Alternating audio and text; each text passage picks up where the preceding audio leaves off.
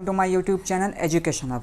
ये हमारी NCERT geography lecture series का 8th वीडियो और इस वीडियो में हम लोग एनसीईआरटी ज्योग्राफी क्लास 6 के 8th चैप्टर को पढ़ने वाले हैं। ये हमारा क्लास 6 का लास्ट चैप्टर है। चैप्टर हमारा India, climate, vegetation and wild life.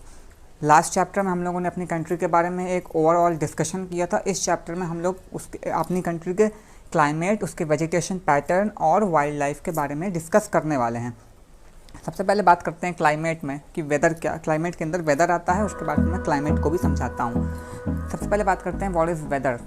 So weather is the day to day change in the atmosphere.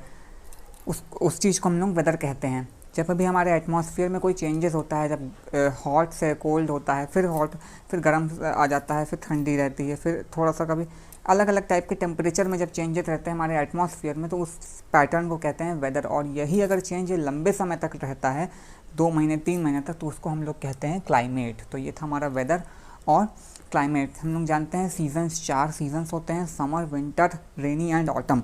एक एक सीज़न के बारे में थोड़ा थोड़ा डिस्कस करते हैं हम लोग। समर सीज़न वो सीज़न है जहाँ पर इसमें हॉट एयर चलती है हमारी, जिसको लू कहते हैं। जो हॉट विंड ब्लो होती है समर सीज़न में, उसको हम लोग लू कहते हैं, लू चलती है। और जो हमारी विंटर सीज़न होता है उसमें हमारी कोल्ड एयर चलती है नॉर्थ से लेके साउथ में। नॉर्दर्न हेमिस्फीयर से सदर्न हेमिस्फीयर में जो हमारी कंट्री में जो एयर ब्लो होती है, उसको ठंडी एयर ब्लो होती है हमारे दिसंबर से लेके फरवरी तक के महीने में।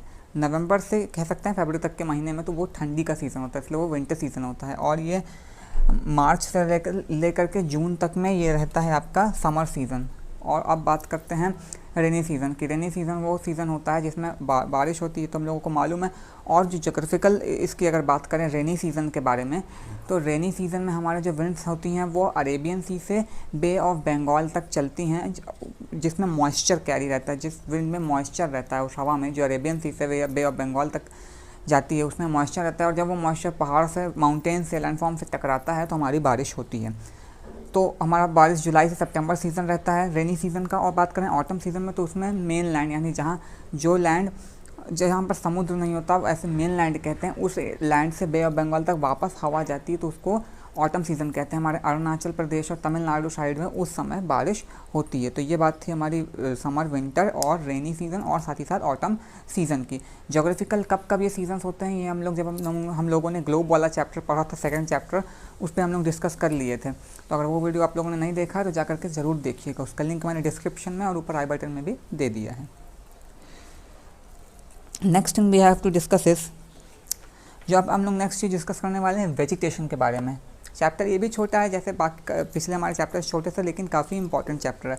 वेजिटेशन से पहले बात करते हैं नेचुरल वेजिटेशन। नेचुरल वेजिटेशन होता क्या है? नेचुरल वेजिटेशन, आप लोगों ने प्लांट्स देखे होंगे, ग्रासेस देखे होंगे, शर्ब्स देखे होंगे, ट्रीज़ देखे हैं, नीम का ट्री, मैंगो का ट्री, कई सारे ट्रीज़ रहते हैं।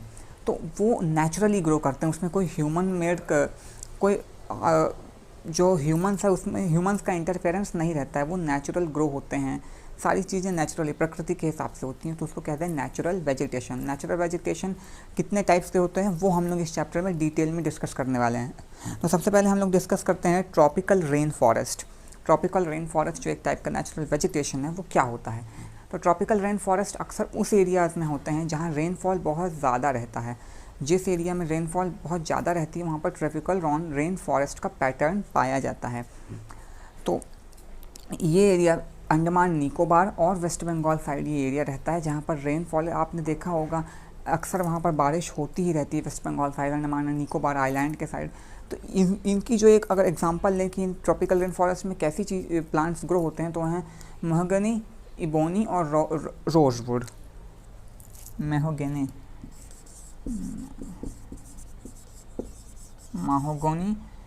इबोनी और रोजवुड, ये 3 एक एग्जांपल हैं जो हमारे ग्रो होते हैं, जो हमारे प्लांट्स होते हैं, ये हमारे ट्रॉपिकल रेन फॉरेस्ट एरियाज़ में पाए जाते हैं जहाँ पर ट्रॉपिकल रेन फॉरेस्ट होता है। अब बात करते हैं ट्रॉपिकल डिसीडियस फॉरेस्ट की। अभी बात की ट्रॉपिकल रेन फॉरेस्ट की, अब बात करते हैं tropical deciduous forest. Tropical deciduous forest वो अक्सर जो हमारी कंट्री में जो फॉरेस्ट पैटर्न है वो हमारा ट्रॉपिकल डेसिडियस फॉरेस्ट ही है। ट्रॉपिकल डेसिडियस फॉरेस्ट में ऐसा रहता है कि इसके जो लीव्स रहते हैं, जो शर्ब्स रहते हैं, वो डेंस रहते हैं, यानी एक पैटर्न पे झड़ जाती हैं उनकी पत्तियाँ। छत्तीसगढ़, उत्तर प्रदेश, मध्य प्रदेश, महाराष्ट्र, इन एरिया में ट्रॉपिकल डेसिडियस फॉरेस्ट ही पाया जाता है, क्योंकि एक पर्टिकुलर टाइम पे इनकी पत्तियाँ जो हैं झड़ती हैं।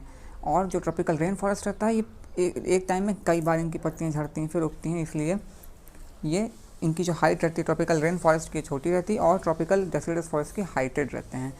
जो इनमें जो प्लांट्स ग्रो होते हैं जैसे साल, टीक, नीम, पीपल ये सारे जो रहते हैं हमारे ट्रॉपिकल डेसिडियस फॉरेस्ट के हैं। ताल,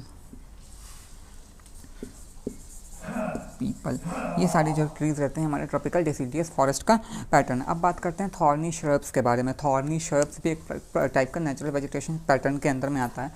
थॉर्नी श्रब्स वो होता है जिसके श्रब्स छोटे रहते हैं, यानी और वो ड्राई एरिया में पाया जाता है, यानी सूखे एरिया में, राजस्थान, गुजरात, जैसे कैक्टस हो गया, बबूल हो गया, ये सारे के आपके छोटे लीव्स रहते हैं, छोटे प्लांट्स रहते हैं और ये ड्राई एरिया में पाया जाता है। तो इस चीज़ ट्रॉपिकल थर्ब्स में से समझने के लिए इतना ही कि ड्राई एरिया में जैसे राजस्थान, गुजरात, इन जगहों पर पाया जाता है।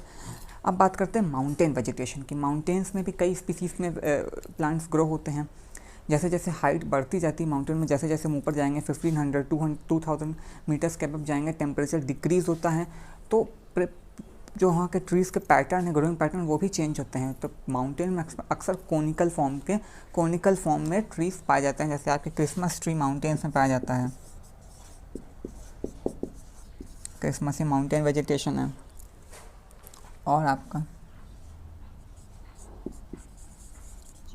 ये भी एक प्रकार का, चीर भी एक प्रकार का आपका माउंटेन वेजिटेशन ही है। अब बात करते हैं हम लोग मैंग्रोव फॉरेस्ट के बारे में। जो माउंटेन वेजिटेशन का एक एग्जांपल आपका पाइन प्लांट, ये भी हमारा माउंटेन वेजिटेशन में, क्योंकि जैसे जैसे हाइट में बढ़ते जाते हैं प्लांटिंग पैटर्न चेंज होती जाती है। अब बात करते हैं मैंग्रोव फॉरेस्ट की। मैंग्रोव फॉरेस्ट वहाँ पाए जाते हैं सैलिन वाटर, यानी वो वाटर जहाँ पर नमक की मात्रा ज़्यादा रहती है, जहाँ सॉल्टी वाटर, वहाँ पर ही ये सर्वाइव कर सकते हैं मैंग्रोव फॉरेस्ट हमारे वेस्ट बंगाल में सुंदरबंस में पाए जाते हैं। मैंग्रोव फॉरेस्ट की जो पैटर्निंग रहती है सुंदरबंस, और इसकी एक बेस्ट एग्जाम्पल है सुंदरी।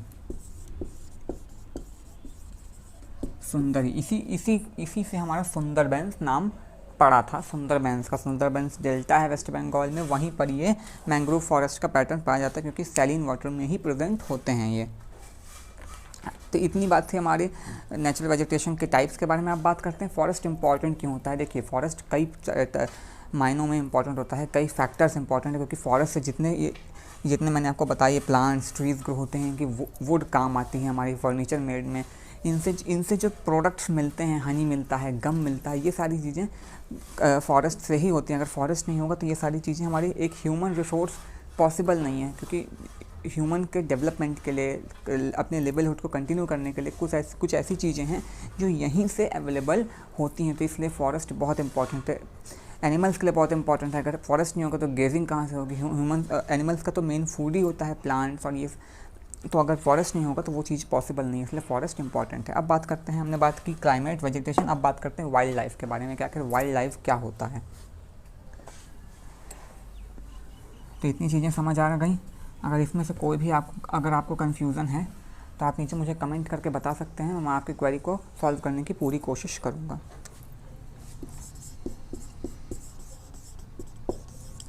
बात करते हैं वाइल्ड लाइफ के बारे में। तो वाइल्ड लाइफ वो होता है हमारे जितने एनिमल्स हैं, बर्ड्स हैं, ये सारी जितने स्पीसीज़ हैं एनिमल्स के, रेप्टाइल्स, मैमल्स, एम्फीबियंस, ये सारे हमारे वाइल्ड लाइफ को कंस्टिट्यूट करते हैं। जैसे हमारा टाइगर नेशनल एनिमल है, पीकॉक हमारा नेशनल बर्ड है। तो इस तरीके से एनिमल कंस्टिट्यूट करते हैं। जैसे जितने सेंचुरीज़ है, बर्ड सेंचुरीज़ में बर्ड्स पाई जाती हैं, जितने जैसे आपका तो जो गिर फॉरेस्ट है,